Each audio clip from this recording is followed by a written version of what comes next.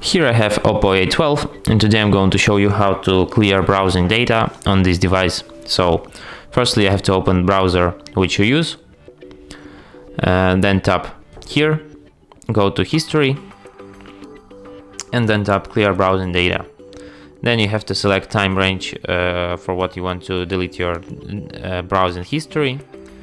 It could be last hour, last day, last week, last month, and all time.